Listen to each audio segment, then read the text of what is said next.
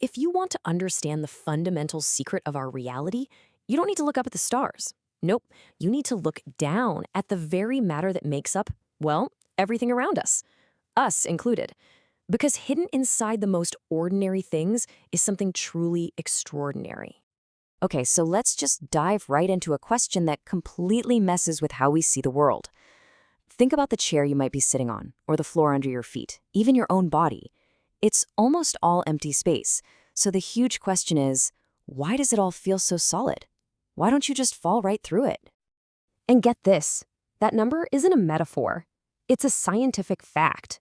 Inside every single atom that makes up our entire world, 99.999% of it is just a void. And to be clear, we're not talking about air here. We're talking about pure, absolute nothingness. Now, this is way more than just a cool piece of trivia.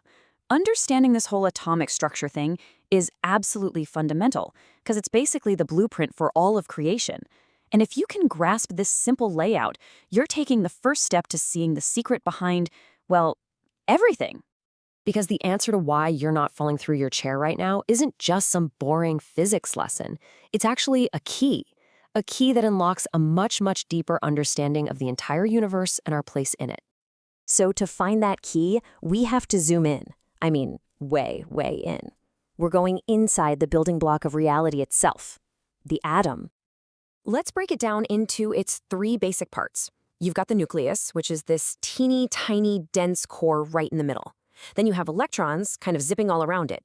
And what separates them? That huge, vast emptiness we were just talking about. So let's look closer at that nucleus.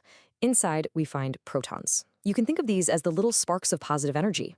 Every single one has a positive electric charge. And right there with the protons are the neutrons.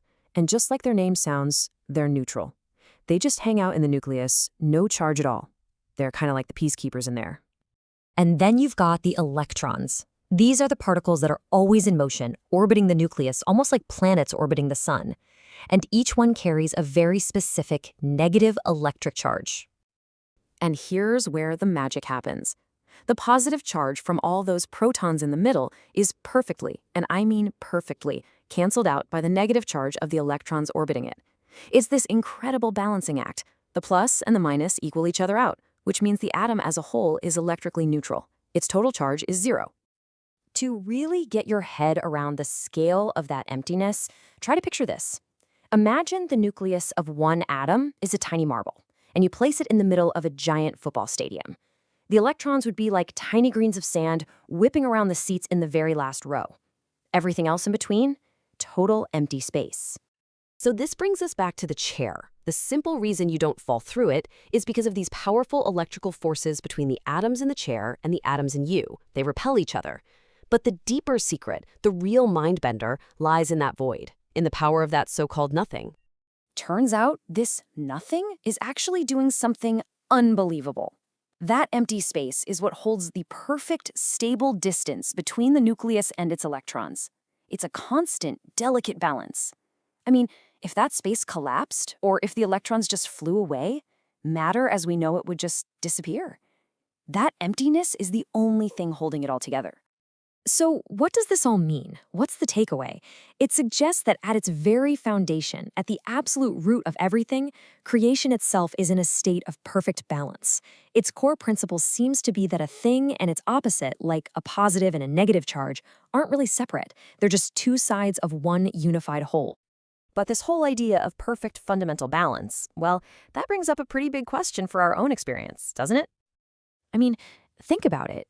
If the very stuff that we're made of exists in this state of perfect harmony, why do our lives feel so unbalanced all the time? Why do we experience conflict and desire and struggle? And this really gets to the core of the paradox. While creation itself is balanced, with plus and minus just being one thing, we don't see it that way. As the observers, our minds naturally chop reality into opposites. We see good and bad, light and dark, up and down, not as a single whole, but as two separate things fighting each other. But here's a twist. According to this perspective, our natural state of imbalance isn't a flaw, it's a feature. It's because we aren't perfectly balanced that we can even have a unique will, a personality, a self. I mean, if you were perfectly balanced, what would you want? What would you choose? There would be no growth. It's only in that gap between the opposites that we get to exist and decide who we are. So the journey then isn't to destroy one side and pick the other. It's to understand both. The goal is to consciously get back to that state of balance, to structure ourselves on the inside to be more like matter itself. And there's a path to this. First, you have to acknowledge your own perspective, your own one-sided desires. Next, you have to really try to understand the will that is the complete opposite of yours. And finally, you work to connect those two sides, to find that middle point where they can both exist in balance. And what would happen if someone actually achieved this internal balance? Well, the implication is pretty startling. The idea is that for a person like that, the physical world would feel completely different.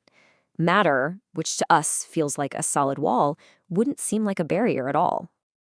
This brings us right back to where we started, that empty space inside the atom. From this viewpoint, it's not just a physical void. It's a window into an absolute reality, a state of pure potential that exists outside of time, a place where opposites, like before and after, or positive and negative, haven't been pulled apart yet. They just are. So the big idea is this. What if by achieving that balance inside ourselves, we could start to see reality as it truly is? Balanced, whole, and mostly wide open. As this final thought suggests, it would be like seeing from one end of the world to the other, a reality beyond the physical walls we just take for granted every single day.